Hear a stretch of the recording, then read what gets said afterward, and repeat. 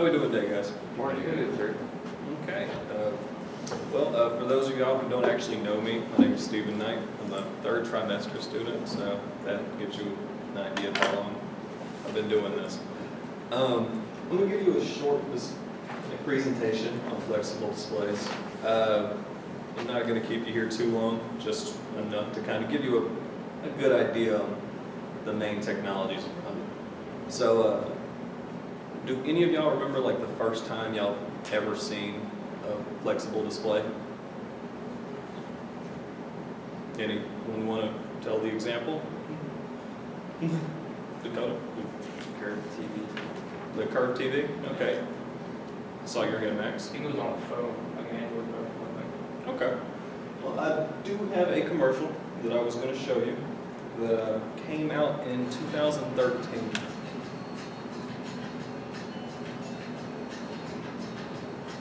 Hey, Doc. What up, what up, what up? Hey, what's up with you and Carla? Has she left you yet? Oh, she did. Hello? Hello?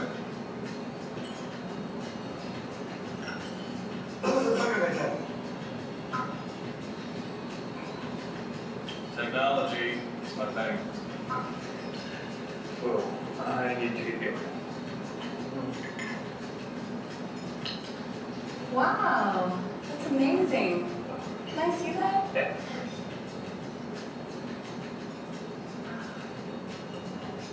On a day's work for Samsung. Awesome. Hey, you should join in for coffee sometime. It's my card. Cool. Hey, if we're handing out business cards.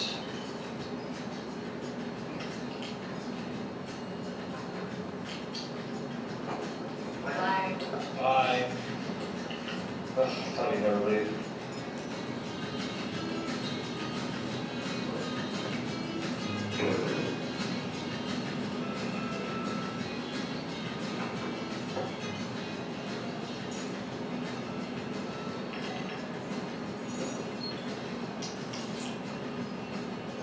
Whoa, that's amazing. So that commercial kind of stuck out to me just because her acting was so bad that I just couldn't get over it. So when Samsung released that commercial, Android phones were just now starting to pick up heat. That Apple had really had the touchscreen cell phone market. So Samsung started saying, hey, we're going to have phones that you can fold. They haven't actually done that until this year, where they're going to release something like that. But that was the start of really the push to revolutionize that market of displays. Before that, though, we had e-paper, which is used in things like Kindle screens. It's the black-white paper displays that, you know what I'm talking about, right? We've all seen a Kindle. Okay, so we've had Kindle screens. So on the left here is an idea of what a typical e-paper is. On the right is a foldable OLED screen.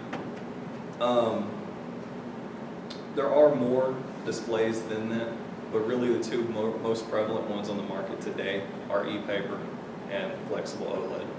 Oh, at any point, if you guys have any questions, let me know. I'll stop to answer those. But moving on, what e-paper did is they take electrically charged ink chips and actually encapsulate them in a fluid solution, print that on a film, and then layer it between an anode and a cathode layer. I won't do it justice by explaining the actual method that's really being done to get that to work, but I do have another video that will explain that for you.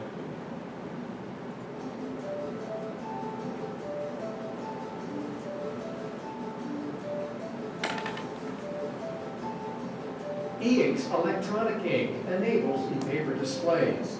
The ink is a thin film of microcapsules, each the diameter of a human hair.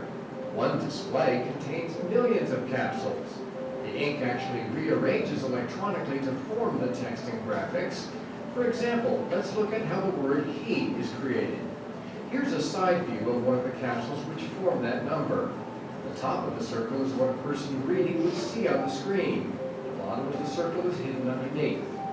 Each microcapsule contains black and white ink particles which are electrically charged and suspended in a clear fluid.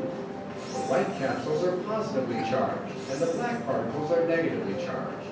When a negative electrical field is applied to the bottom of the film, the negative black particles are repelled to the top of the capsule. This changes the area on the top surface to black. Simultaneously, the white particles move to the bottom where they are hidden to the viewer.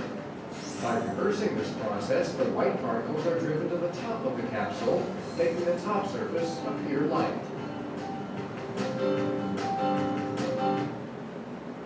So because of how that display actually works, that allows it to have a bistable current, meaning that if the power is cut off on the tablet's display itself, it maintains the image that it has.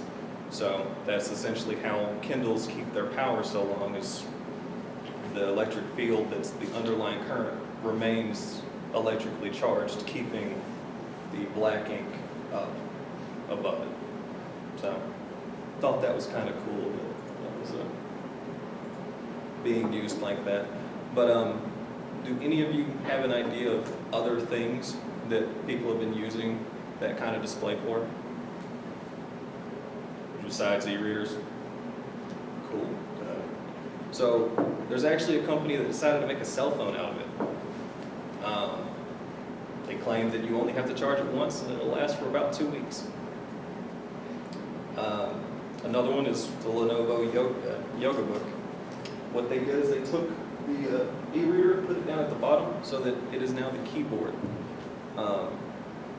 So the keyboard itself, again, uses no power, because when you're not using it, it's always going to be the same thing, and then when you press it, it does that. But it also counts as it also switches to let you draw on it and things like that as a graphic tablet.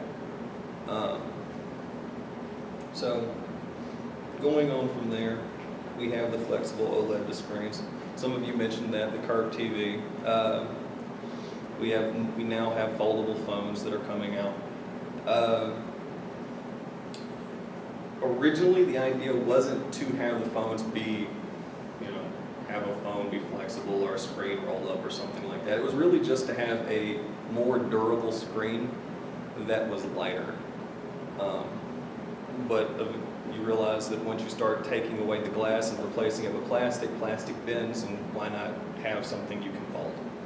I mean, that's marketing. So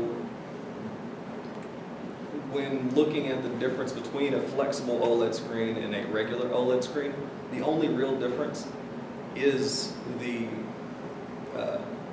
I think it's called the substrate layer, which would be the glass layer of the display itself. There are some inner things that are different, but really those are just handled by a different part of the composition now. So in a regular OLED screen, you'd have a glass layer and then a second glass layer inside of it. In a flexible OLED screen, you only have a plastic layer and then an encapsulation plastic layer, and that's how it allows you to bend it around. I have a video showing exactly how that process is done. So let me go ahead and pull that up.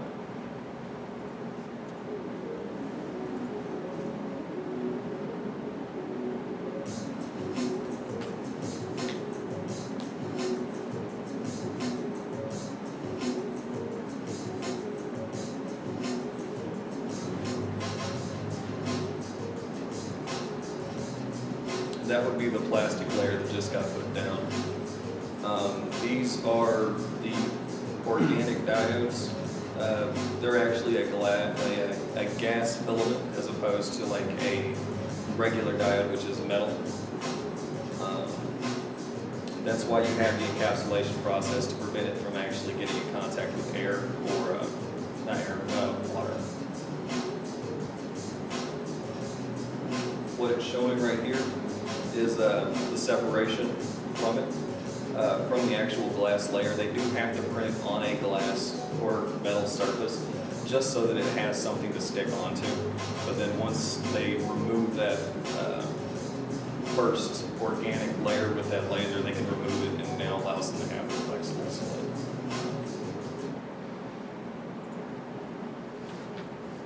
So, any questions, concerns, ideas? No? Okay, well, that actually is the end of my presentation, so